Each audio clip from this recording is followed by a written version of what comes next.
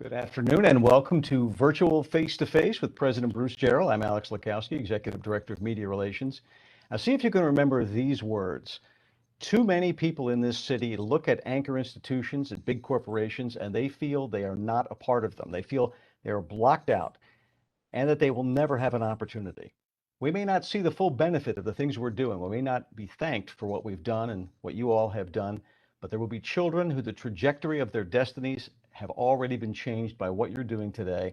And I want for this to be a model for the nation. Well, the speaker on that sunny spring day in 2016 was the late Congressman Elijah Cummings. And the event was a ribbon cutting for UMB's first Community Engagement Center. Now, the congressman actually didn't intend to be at the ribbon cutting. His office had lost the invitation. He just happened to be on his way to early voting. The words came easily to him because he was well aware of all the things the university was doing to be a real partner and resource and neighbor in West Baltimore. And as it turns out, he was right about the CEC making an impact. In no time at all, that original 3,000 square foot office was overflowing with residents. They came for exercise classes, health screenings, the PAL program, help with resumes and taxes and legal matters, fresh food market. It was jam-packed in a good way. So much so, though, that work was begun almost right away to find a new and much larger facility. So 2 years ago, ground was broken on a new center to renovate a historic building on South Poppleton Street with about 6 times as much space as the old center. And next week is the grand opening of that new Community Engagement Center. Now, the CEC is the cornerstone of what we call our community campus, and it's the nexus of many programs serving West Baltimore. But you know, UMB has many more programs in the community involving every school and every part of the university, from mini med school, Just Advice Project, the Plus Clinic, the Patients Program, the list goes on. Two of the programs from the School of Social Work that we will be talking about today are the Promise Heights Initiative and the Social Work Community Outreach Service, or SWACOS. In its 10 years, Promise Heights has grown from a handful of partner organizations and just one partner school to a whole spectrum of services throughout everyone's life. Programs like Be More for Healthy Babies, Parent University, the Junie Center at Utah Marshburn Elementary, and of course, a much larger group of community schools at all levels in the Upton Druid Heights neighborhood. Much of the funding comes from a 5-year, $30 million U.S. Department of Education Promise Neighborhoods implementation grant. And for almost 30 years, it's hard to believe it, it's true, almost 30 years, SWACOS has worked to improve the lives of marginalized Baltimoreans in some of our most vulnerable communities, engaging with partner schools, supporting community organizing efforts, and mobilizing UMB resources to address the needs of community partners.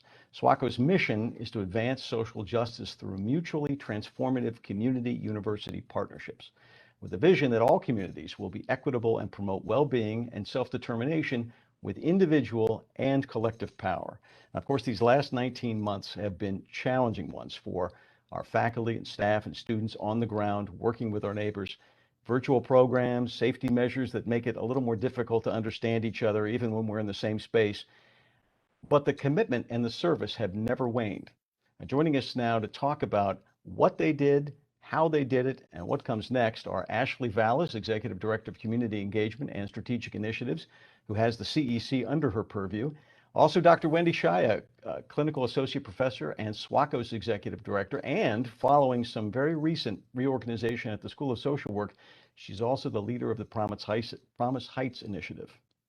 Welcome to you both. I have to remind everyone this program is being recorded and will be posted on the UMB homepage. A crucial part of this program is answering your questions, so please write them in the chat area. And if you'd like to remain anonymous, that's okay, just let me know. Now, please welcome your host, UMB President, Dr. Bruce Jarrell. Greetings, and it's a great pleasure to be here with all of you. This is an exciting face-to-face because we're talking about one of the big hallmarks of the School of Social Work and its impact in the community, as well as UMB's impact. So these are very important programs, and I hope you'll keep in mind questions and get them to Alex so we can answer all your questions. I want to thank Dr. Shia and Wendy Ashley Vallis for being here with us today. It's an important set of discussions, so thank you for being here. I wanted to add one thing to what Alex said, and that is that for those of you who have not seen the Community Engagement Center, I guess I would just say you have to go. It's an unbelievably wonderful facility. It's got great people working in it. You can do a lot with the community there. It's our face in the community, one of our faces, not the only one, but it's a really nice one. So it's so wonderful to see that happen.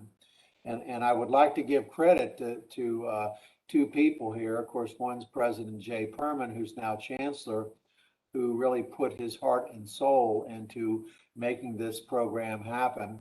And also the late Speaker of the House, Mike Bush, who also was highly supportive of this effort and helped us along with the capital parts of this program. So a big thank you to them from me is important here.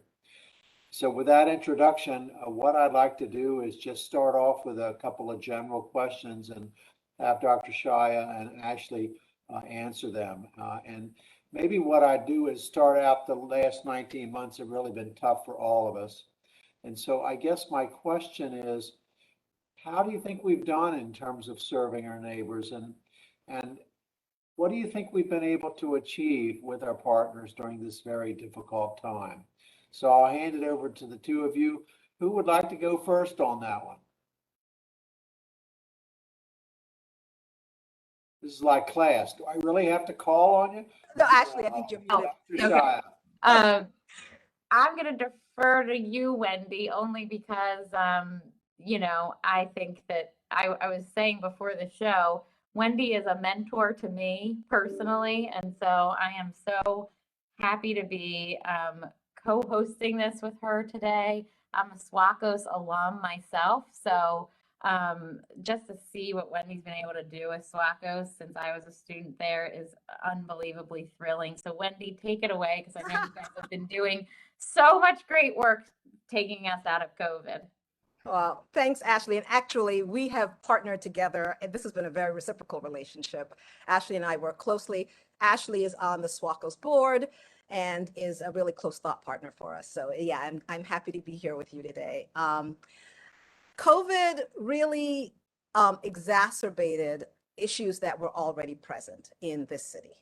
We knew that before COVID, many of the people we worked with in SWACOS were people who were working full time. They were people who were working 2 and 3 jobs and still couldn't figure out how to make ends meet.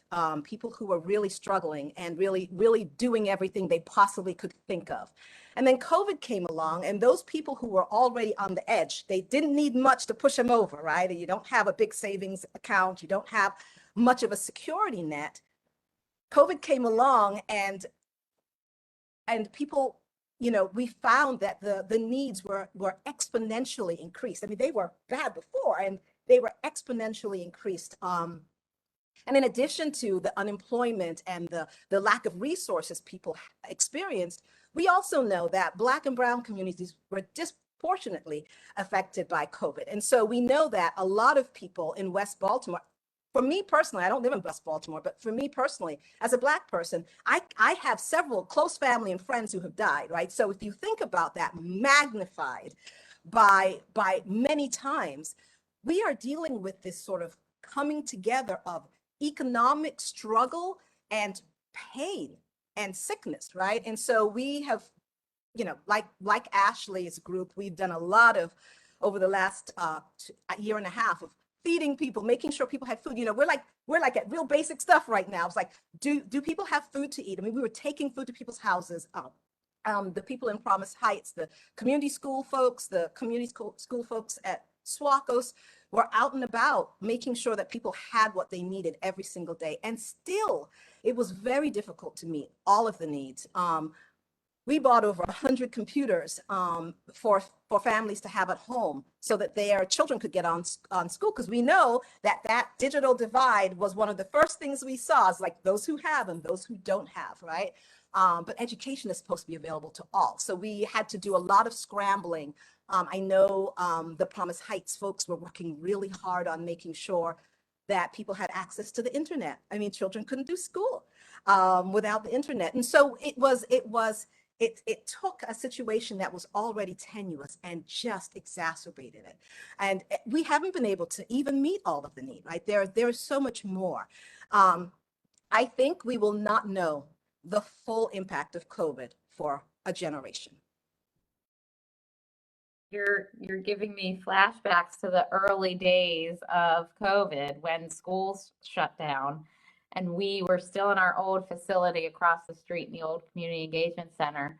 And we set up stations of learning packets, pre-K to 8th, because we knew our families couldn't just log on. City schools was still trying to figure out what virtual learning was, but kids needed to keep learning and reading, and so we had parents coming into the CEC to pick up their child's learning packet. I mean, I don't think this is bringing up a lot of memories that we just went and we did what we had to do to meet the need, and we really haven't stopped.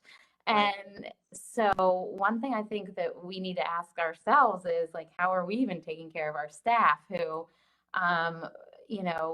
Wendy so eloquently put the stress that families are under, and we tried to step in and we did a fabulous job of meeting needs, but the needs are so great that you could be 80 hours a week out there, and so I think as a team, SWACO's, Promise Heights, the Office of Community Engagement, and many, many others, it's just important that we recognize that we did so much because we saw the need, but it has taken a toll, I think, on us as well. Well, Ashley, what could we have done better? What did we not do well? Same for Dr. Shaya. Well, my mind first goes to the vaccine in general and the years of mistrust that had we not had that at play in cities like Baltimore, I don't think we would have seen the impact of COVID and the vaccine disparity in the city. And it's not anyone, well, I won't say it's not anyone's fault. We all have a role to play in why folks are not comfortable getting the vaccine. And so unpacking that is a longer conversation, but I just think, you just take the vaccine outreach and the education conversations that you have to have in communities. And, it showed that we should have been doing much better way before COVID in terms of discussing our anchor institution role of health research institutions in the city. And had we been a little bit more ahead of that, or a lot more ahead of that, maybe now we wouldn't be scrambling and saying, how come these folks aren't getting vaccinated? That's kind of on us there, I think, a little bit. Dr. Shaya? Yeah, I agree with that. I think we weren't prepared. I think when I think it was around March 13th and we were sort of seeing this ramping up, but I think cognitively we didn't have a frame of reference for a pandemic of this size. And I think we spent a lot of time going, well, could it really be that bad? And how bad is it going to be? And then the schools were trying to figure out what they're going to do. Are they going to close? Are they going to open? Are they going to stay open? We lost a lot of time. We weren't prepared. And that's nobody's fault. We have never experienced anything like that. And there was a ramp up. And during that ramp up, people were struggling and people were suffering. And, I don't know that we could go back and do that differently. I think the lesson we have learned is that we always have to be prepared because we don't know what's going to happen. And the types of needs that we serve, at least through our services, are not things people can wait on. They can't wait 2 weeks for us to get ourselves together to eat, right? And so we need a rapid response. We need to be prepared for a rapid response, just at least around services. I think we will do better next time. Well, it was hard to be prepared for a pandemic. None of us had seen one of those before. And I remember the first days, it was the 14th of March when I saw the texts from Italy and seeing how sick and dying people were. And it was pretty depressing. Hard to know how to respond in that situation. Right. What about in terms of your interaction with the community members? Are there particular things that have changed in the needs of those individuals? pre-pandemic, post-pandemic? How are their needs going to be different, if different? Wendy, I can offer a couple of things and then you can Yeah. expand. I think, as Wendy said in the beginning, needs have been exacerbated. Things that were already there that we knew were a problem, affordable childcare. That is something that still we're hearing about.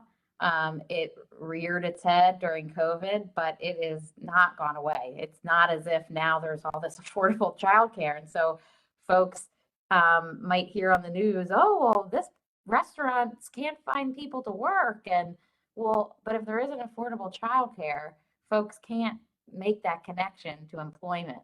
And so, from what I know, in fact, the childcare situation seems worse, feels worse, because some smaller childcare operators folded during COVID, and so now that's an issue at play. So I think that's something that is really being felt right now by families.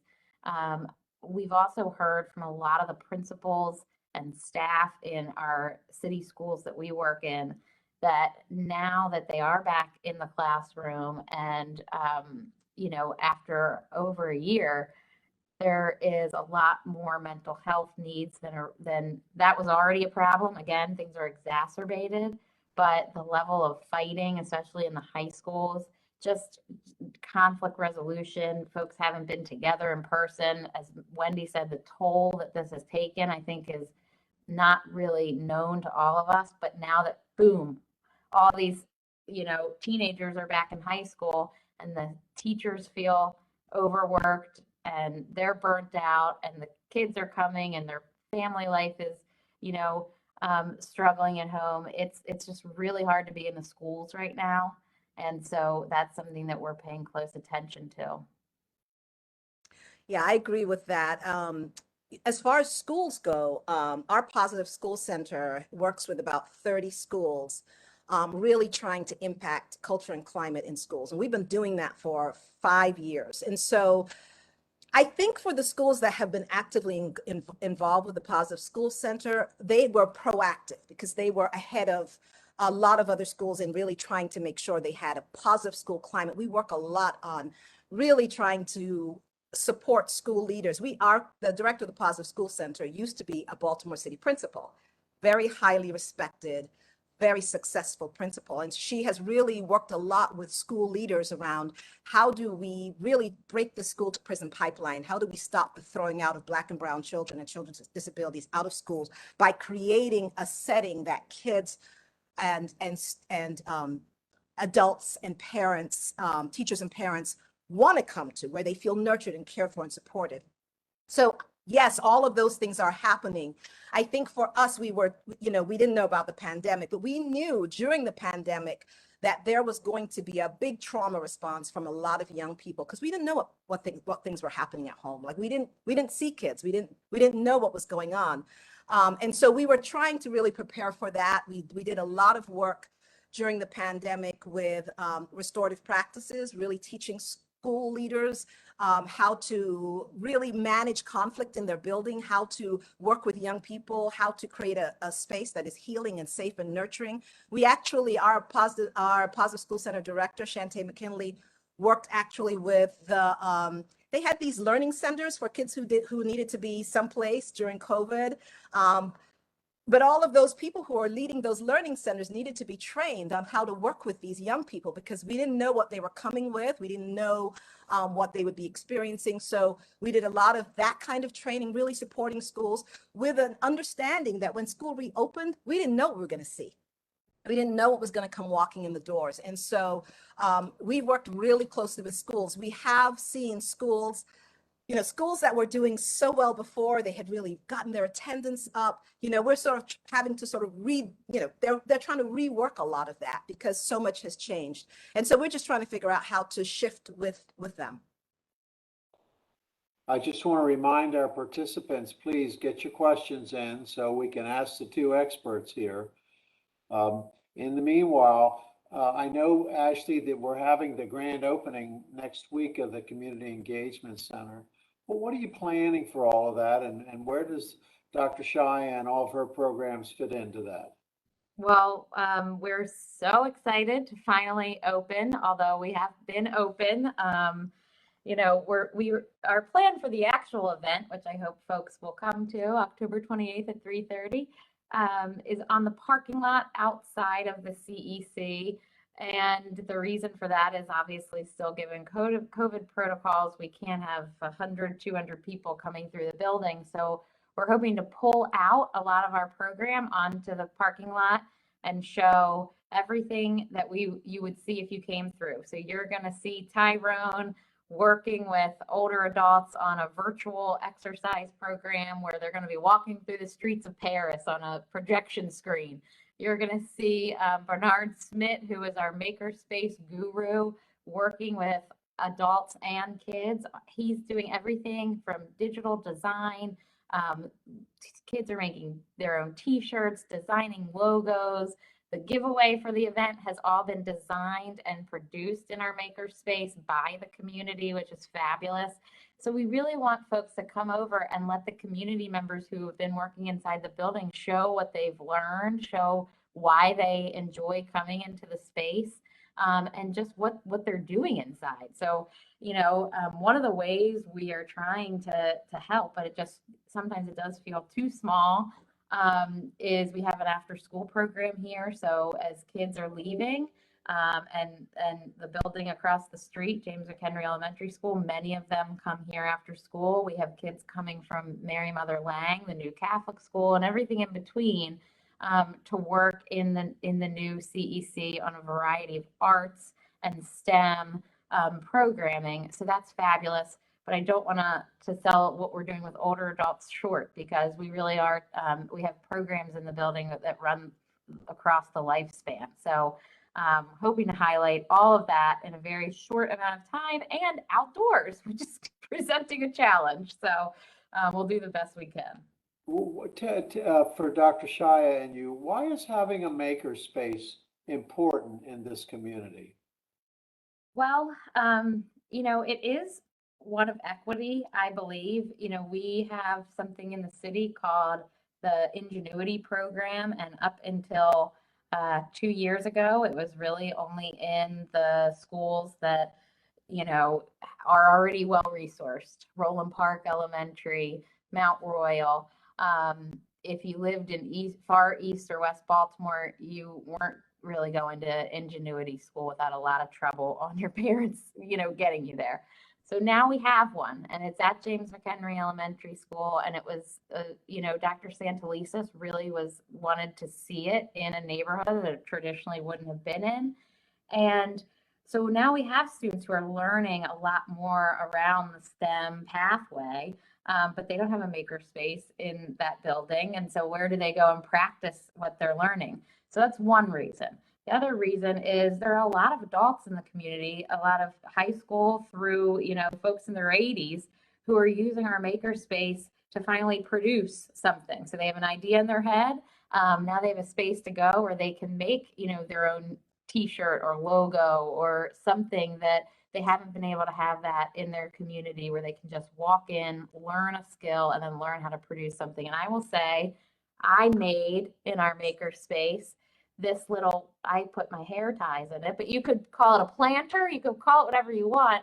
When I was learning how to make this in our makerspace, I said to Bernard, I feel so accomplished. I am not an artist. I'm not someone that sews or feels like I have any creative bone in my body, but it really gave me a sense of pride, and it just made me feel good. And so, you know, I'm hoping that is what is, you know, the experience of the community who's coming in and using that space too.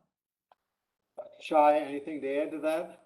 Just everything that Ashley said, and that, you know, creativity and arts are a part of equity, right? Making sure that the young people, and even the older people in West Baltimore have the same kind of access to creative enjoyment that wealthy neighborhoods have. It's quality of life. Great. All right. Well, Alex tells me we got a question or two.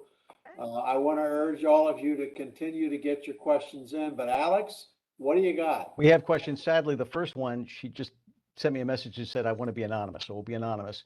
She asks, it's somebody who knows, what do people in the community need the most right now, post-COVID? Schools, businesses, neighbors, what do they need right now? The businesses need our business. So one of the things that we did during COVID was, many of you, thank you, supported the Food for the Front Lines program. And that kept a lot of our businesses hyper locally around our campus, we call them, open during COVID because they survived on catering. We weren't doing any catering, of course, because we were all at home. And so we had that donation campaign. We raised thousands of dollars that went right back to feed the volunteers who are running our vaccine clinic. And so that was fabulous. But now these businesses are open. Slowly people are coming back to campus, but not at the level. So they still really need our support. And then another thing the businesses need, and I'll then turn it over to Wendy on other groups, but is technical assistance around all of this federal money that's coming down.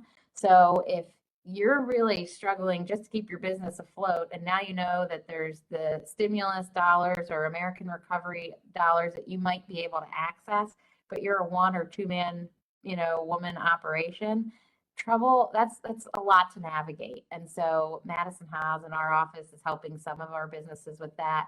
We had a partnership with the business school right in the biopark, and some of their students were helping businesses navigate that during COVID. So that's something we're going to continue to do because we really do want to see these companies, small companies, coffee shops, bakeries, that sort of thing, who are hanging on, not close.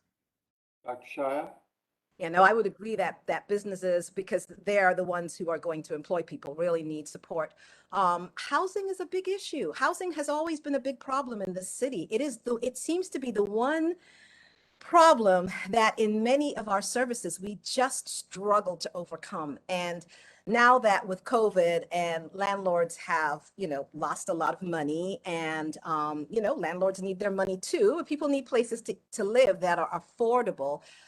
That's a problem that is going to require a large scale response. And I haven't seen, there are pockets of responses happening around the city around making sure that people have safe and affordable housing.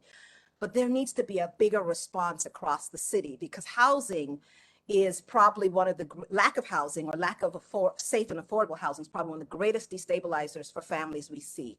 And we are seeing lots of children moving around. People are moving around. People are couch surfing, and families are trying to figure out what they can do to keep their families safe. That's something that we're going to have to address.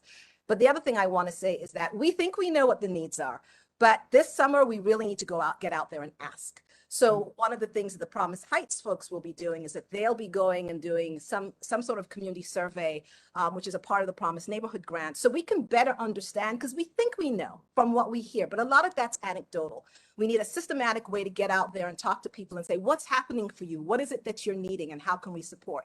So I'm looking forward to that, and we'll be able to answer that question a lot better after the summer. One thing I'll just add to that is housing is coming up now more than ever. We have 12 community health workers out in the community now engaging in conversation, and we're trying to have a health conversation, and they want to talk about employment and housing. And so it's all related. The determinants are there. But to Wendy's point, the housing is a real issue. We have a partnership with 211 and United Way's eviction prevention program, and they're overwhelmed with the request for housing support. Wow, thanks for that. Alex, what you got next? Well, I want to maybe drag somewhat reluctantly Heather Congas into the conversation, because she's peppered the chat. I know, but she's peppered the chat with a number of great comments. So I want her to go ahead. Go ahead, Heather. Hi, Ashley. I'm on the board with Ashley of the Southwest Partnership, and I live in Pigtown, so I'm a ringer in this conversation. Right. No, but I was hoping Ashley could talk a bit more about what the Southwest Partnership is doing to meet some of these needs, so that UMB can become more aware of the work that the Southwest Partnership is doing, specifically around some of these areas. So yes, Heather, you read my mind. When Alex said, "What do you want to talk about?" I said, "The Southwest Partnership." We don't talk about their work enough. So just to frame what that is, the Southwest Partnership started when Dr. Perma was here, and a group of neighbors were displeased about their relationship with the university. We had moved a methadone clinic into the community. We won't rehash that, but it's important to acknowledge how it began. And so that group of neighbors got together. They ended up forming a nonprofit. They invited the anchor institutions to be a part of that community development nonprofit. So now they are a 11 or 12 person agency with a $1.2 million budget. They're writing grants to support neighbors. One of the really cool projects that Heather herself is spearheading is a partnership with Lowe's and Rebuilding Together, where we mailed out, I don't know, hundreds, at least 800 or 900 postcards to seniors, groups of adults who've been homeowners in the neighborhood for 15 years or more, to say there's now money available for you to make home improvements in your home so that you can stay in your home, so that you don't have to lose your home because you're aging or because there are repairs that you can't afford to make. There's a hole in your roof, those sorts of things. So I could go on and on. We should have Tony Scott, who's the executive director of the partnership, on for a show to talk more about their work. There's 7 committees. There's an education committee. One of the things we're doing on the education committee is a new youth internship program for high schoolers. So again, we heard that high school students don't have enough to do after school. They're seeking opportunity. So the partnership formed and joined with UMB and the Biopark. We're funding paid internships for young people through the Southwest Partnerships Education Committee. And the work, continues to go on from there. So they do physical redevelopment in the community. So they have a focus on West Baltimore Street. There's a ton of money for facade improvements. So how do we make retail businesses just look better and more inviting, so that, don't take this the wrong way, so that UMB folks feel comfortable walking across MLK and shopping on West Baltimore Street, and supporting businesses on the west side or the southwest side. So it's physical redevelopment, and then there's a human capital piece to what this group of neighbors is doing. But the most amazing thing about it, it is truly neighborhood led. There's always going to be more neighborhood votes on this board of the Southwest Partnership than there will be anchor institution votes. And that is designed in the bylaws to make sure that the community continued to, lead the way on what they wanted to see. So if you want to learn more, they have a beautiful vision plan that was years in the making on their website. Shia, anything to add? Well, Tony Scott is great, and I would love to see him on the show, on this program. They're doing amazing work at Southwest Partnership. Yeah. We'll have to figure that out, won't we? Yes. Yes. I'm sorry, when you were talking a little while ago about schools, and obviously kids were impacted greatly, and they really still are because they lost a lot of time. And when you were talking about that, Dawn Rhodes sent in a question. I want to bring her in to explore this a little bit more. Dawn, are you there? I am. Good afternoon. Good afternoon. I am a firm believer that education is a potential solution to all of the problems that you all have been talking about. If we can get our kids provided with a strong educational background. So my fear is that this past year plus, our students lost during the pandemic. They did not gain ground, and in some cases, maybe lost ground. And if you agree with that, I believe that has long-term ramifications. What can anchor institutions like UMB, the city, the public school systems, and others do to creatively help make up that ground? Yeah, and I think, sometimes I was wondering whether the type of fighting that Ashley is talking about isn't related to frustration around having lost a year and a half of school. And I think that we probably see that a lot less in the younger grades, but the stakes are high in high school. I mean, there's no time to waste, right? I have 2 high school students, and I know how much loss there was in the last year. I think that Promise Heights is doing a lot of work in this area. Promise Heights has this $30 million grant from the Department of Education. We've been talking to the Department of Education a lot about what is happening in schools. And I will say that the folks that are in schools from Promise Heights are doing a lot of work around, for example, early childhood education. They're bringing a lot of partners into schools to really help with some of the challenges that young people are experiencing. They're working with parents and families around making sure that they know how to support their children. And so I do think that work is happening. I think it's happening, but I think it needs to be on a much larger scale. I also think that we need to think very carefully about what all the issues are, right? We don't know that just tutoring, for example, is going to fix the type of frustration and the learning loss that children have experienced, because we know that there was more than just not having instruction or not being able to access instruction. But we also know that young people were home very often with very tired and frustrated and scared and stressed parents. And that is not a good combination at all. We don't know what young people experienced at home during COVID. And so I think that we need to do a lot more exploration so we can begin to understand exactly what the issues are before we start throwing any more resources at them. I think we need to ask a lot of questions. I completely agree. I think that, yes, my daughter goes to city schools. Her teachers are, saying how the children's writing really suffered because no one was writing. So that is real. But now when we think about, well, what do? We have to support families. We have to support the adults in the household to be able to support the kids. Because that stress that Wendy is talking about is just so real that an additional tutoring program is great, but then what else is going with that to support the family? Thank you. Alex? All right, I want to bring in Beverly Purnell, who, if I'm not mistaken, is someone who works with youth in Baltimore, and she has questions about programs and the things that you plan to do. Beverly, am I right, and are you there? Yes, actually, I volunteer with several groups in the city and have a few questions. I wanted to know specifically which neighborhoods are you planning to serve with the Community Engagement Center? And are there certain neighborhoods that would be excluded?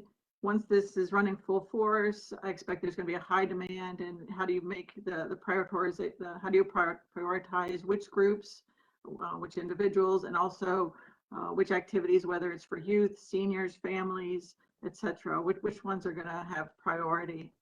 I have several other questions, but that's a good place to start.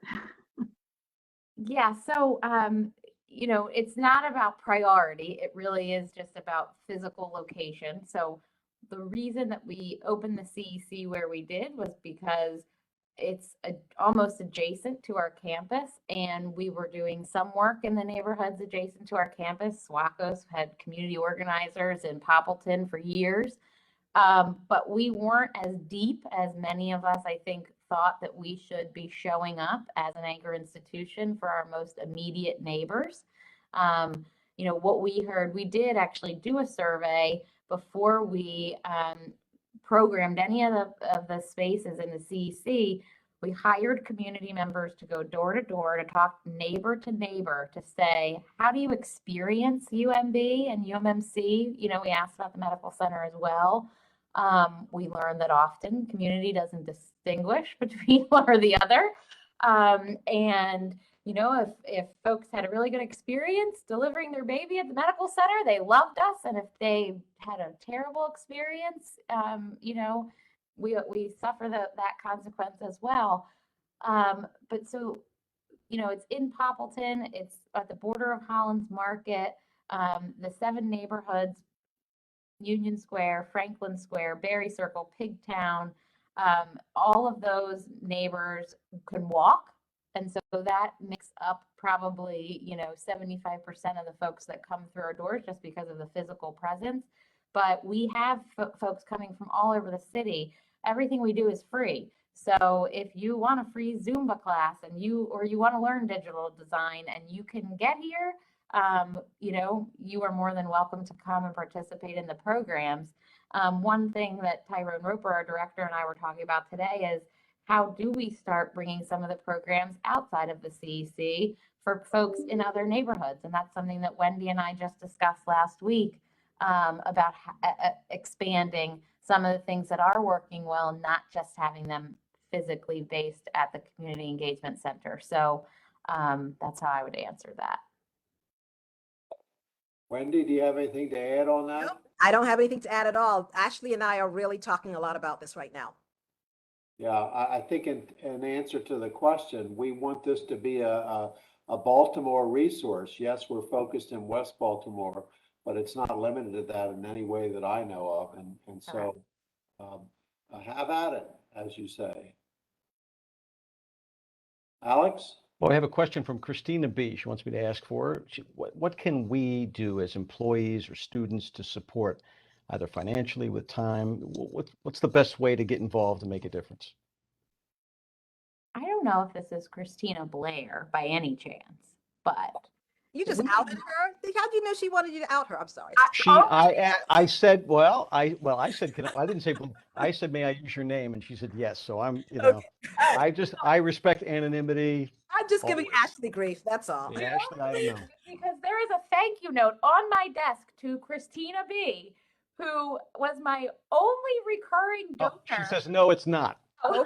She says, no, it's not. Sorry. Christina Blair deserves a thank you and a shout out on this program anyway, because I Okay. said it.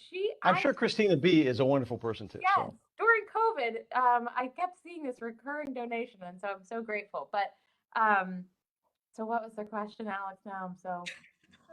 What can we as students or as staff members or employees, what can we do to have the most impact, whether it's money or time or The most impact what that can we do?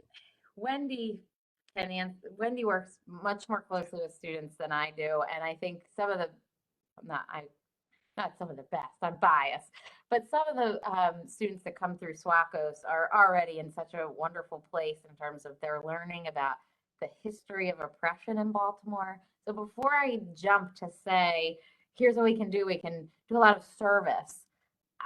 I think we need to also have an understanding as a UMB community about the history between, anchor institutions and the neighborhoods that we serve before we ask, like, I just want to help, what can I do?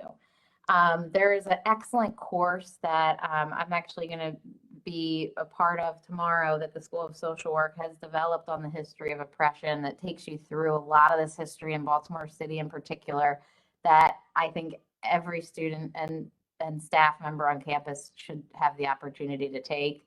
And then I think we need to ask ourselves, okay, now that I'm on my own journey to understanding that, how can I help meet a need? So I will answer, but Wendy, do you have anything to add about that? Yeah, I have a lot of thoughts about that actually. And by the way, that history of oppression course that came out of the School of Social Work, one of the SWACOS leadership team, Lane Victorson, was very important to making that happen. So I just got to give Lane a plug for that. One of my favorite people. Yes, mine too. That's a complicated question, Christina B. Because I think that at some point, we as an institution, we need to have different conversations about what help looks like, about what help means. I mean, the truth is, for the last few decades, we have thrown a lot of money at West Baltimore. And West Baltimore, and not just us, but I mean, many people have thrown a lot of money at West Baltimore. And West Baltimore, and what people are experiencing in West Baltimore, even prior to COVID, continues to get worse and worse. Income continues to get lower. Crime continues to, community violence continues to increase. We are not having the impact we want to have. We need to have a conversation about whether or not we are doing the right things. I think our next evolution of community work for the University of Maryland is really beginning to think about what are the real issues that we are addressing? What are the root causes? Because sometimes it is very easy for us to clutch at the symptoms. Dr. Jarrell, as a physician, you know that if we can't name the problem, we can't fix it. And if we don't know what the issue is, we continue to just throw resources at the symptoms, but we continue to see the same people coming back with the same issues generation after generation after generation. That should require a reckoning for us as an institution about what is it that we're really doing here. We know that a lot of the issues that we address in community engagement, whether it's through the Community Engagement Center or through SWACOS, really is a result of a history and a contemporary situation of anti-Black racism, structural racism in Baltimore, which is why West Baltimore and Poppleton and parts of West Baltimore look so different from other parts of the city, especially where there are wealthy white people. We have to ask that question. That didn't happen accidentally. We need to get to the root issues and understand what it is that we are really addressing here, or else we'll go another generation or 2 generations and continue to address symptoms.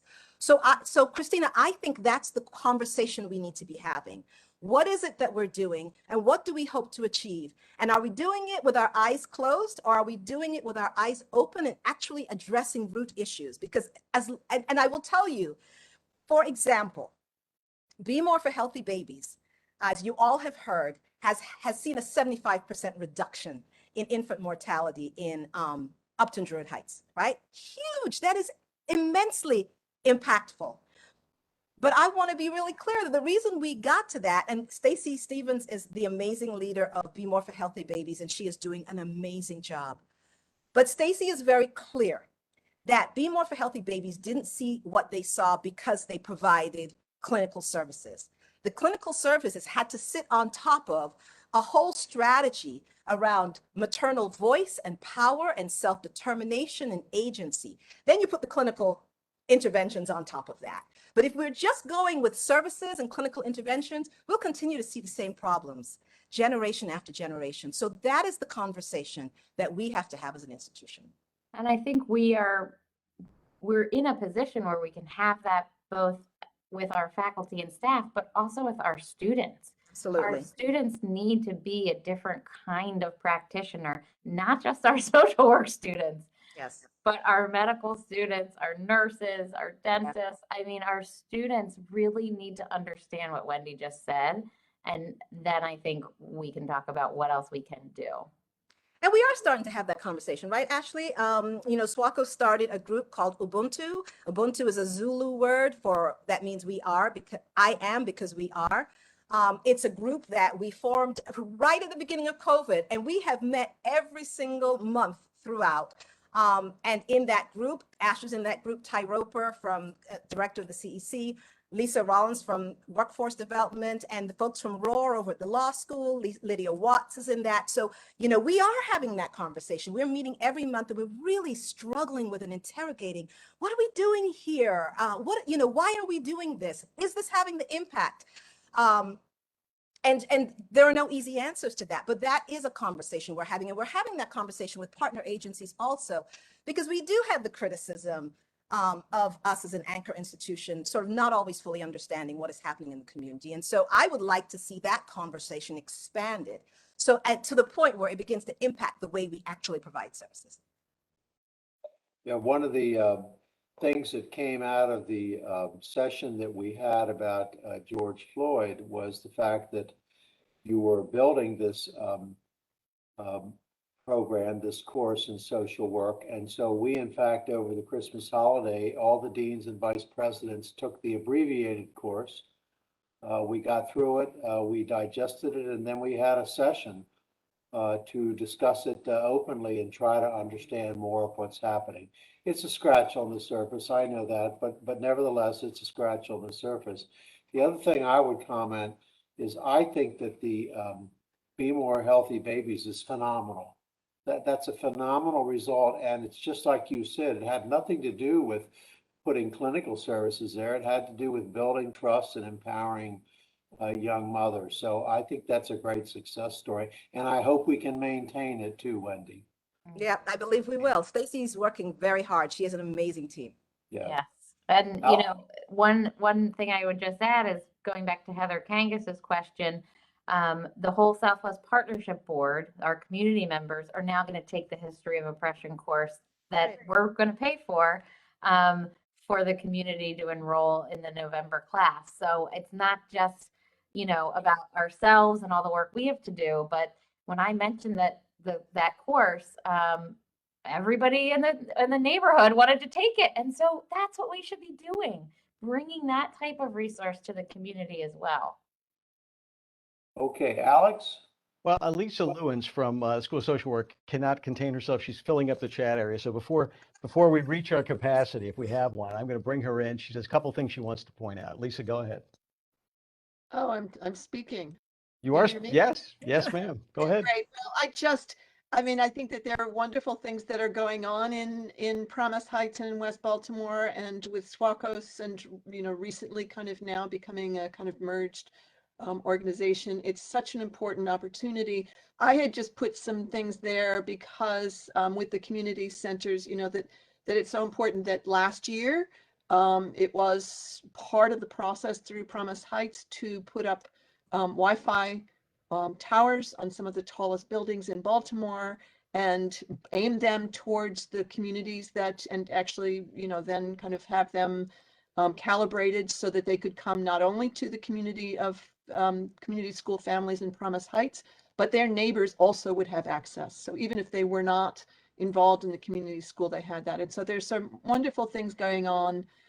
There were some of the, one of the community schools had people who were hand making masks and making them for families and giving them out to families at a point when nobody could buy masks. And they were $15, $20, $30 each.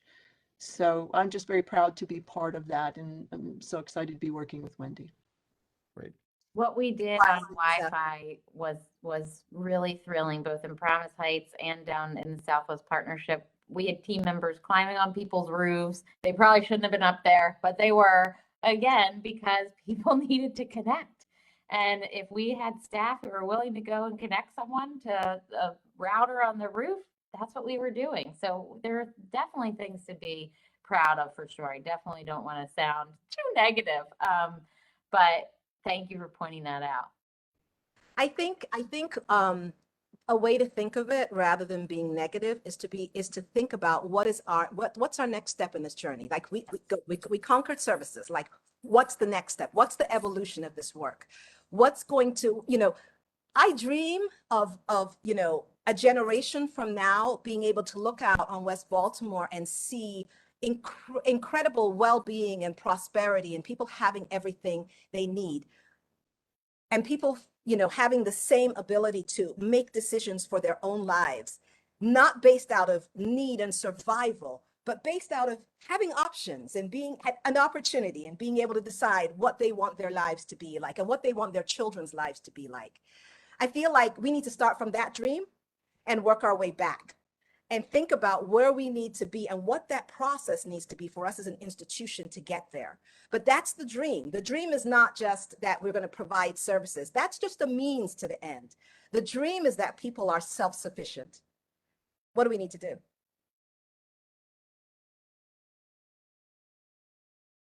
You know, Looks like we have time for maybe one more. well, while you were talking, someone wrote in anonymously that, you know, and it shows, I think not everyone's aware of all the community groups that you work with, that you partner with, that we're involved with. She writes, the CEC's limited time and resources. Is there a plan to partner with other nonprofits, especially in homelessness and mental health and housing, et cetera, in the Baltimore area in a more formal way? And I know you do that already, but are you still growing that network? What's happening? That's a great question. Megan Meyer, who is at the School of Social Work as well, and I were just discussing that around what is our anchor institution response to, you know, the homelessness, behavioral health challenges in our city. I don't have a good answer for that in terms of here's a great plan. I think cities are struggling with that. It's not just a Baltimore thing. But it is a huge challenge right now in our city, particularly around our campus. And so what are we doing is a good question. You know, we do have folks at Christopher's Place and healthcare for the homeless, and they're, you know, Wendy, you know, your colleagues at the School of Social Work who are experts in those issues.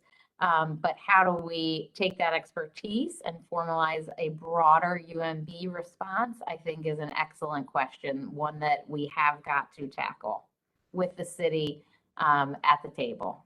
I agree. And I'm going to add to that because I can tell you every week I'm meeting with various foundations and groups and looking for opportunities where we can collaborate. United Way has been a good partner with us. There's been a lot of other partners. So I'm still optimistic. I remain optimistic that we'll be able to find some additional partners to pair up with.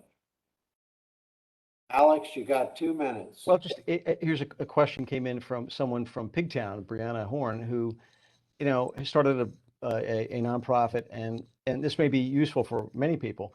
How can they get involved with you? What's the best way to sort of figure out how you can collaborate together? Well, I would love to hear from her. So What should she do? On UMB's website, you just go to community engagement, and we're very easy to find. But you can, you know, Google me. Alex can put us in touch, but I would be happy to talk with you. I live in Holland's Market myself, so we're neighbors. Right, that's right. For SWACOs, you know, reach out to us. Let's have a conversation. I mean, that's where we always start our partnerships, right? We always start with a conversation. So yeah, once you get in touch with Ashley will put you in touch with me, and then maybe we can all talk. And Alex, I think like Dr. Jarrell said, there's so much that we could talk about. You know, there are so many programs and things that we didn't get to mention, like Cure and other partners. Right. Yes. So I hope that folks listening don't feel like we overlooked any of the great work that was happening. Well, and you should, I mean, so some of the things you do there, let me just, I'll say something for you. You know, the Community Engagement Center is open for everyone.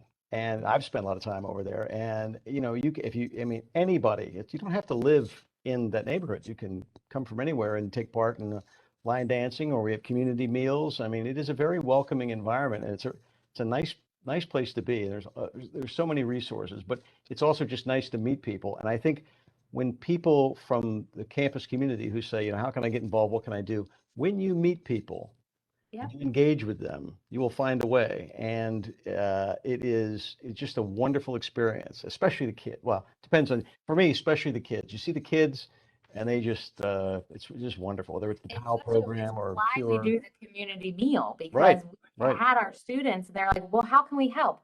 Come over. You don't have to serve the meal. Sit down, have a conversation with a neighbor from Poppleton, and tell them what you're studying, where you're from. Kansas? Oh, wow. What do you do? Neuro research. And then a conversation happens that wouldn't have otherwise happened. And that is a good outcome. And so it doesn't always have to be, what can I do? What can I bring? You know, just bring yourself and come and have meaningful conversations with folks that you might have not otherwise met in the community, and then you'll find your way. I think, Ashley, what you are highlighting is something that is really important to us in SWACOs and Promise Heights, and that is the importance of relationship. You can't build community if you don't have relationship. You got to know people's names. They've got to know you. They've got to understand who you are. That's the only way they're going to be ready to organize with you. And so we believe in SWACOs and Promise Heights that the foundation of all this work is relationship building. None of the rest of it matters. And we can see that with the lack of trust that people have. It's because we don't have those relationships. And once you have those relationships, then you're able to do all kinds of things. I think sometimes people think that the work is first the service, but the work is first the relationship. The service comes after. Yeah, that's a great point, Wendy. And I would say, I would repeat what Ashley said. Walk across the street, walk down the street, take a left turn, then take a right turn, and you're there. And walk in and get engaged. You'll be amazed at what's going on there. I know every time I've gone over there, it's hard to believe all the wonderful things going on. So With that, I guess we got to close. It's 3:01. We went a minute over, Alex. We could go, we could go hours. I mean, Yes, they have a lot to talk I want to about. thank Dr. Shaya. I want to thank Ashley Vallis. Thank you very much for giving us your time. We will have more of these kind of activities, I hope, very shortly. So thank you all. And for those in the audience, thank you for being with us. Thank you for your questions. And we'll look forward to the next get together. So thank you all. See you next time. Thank you. Bye. Bye-bye.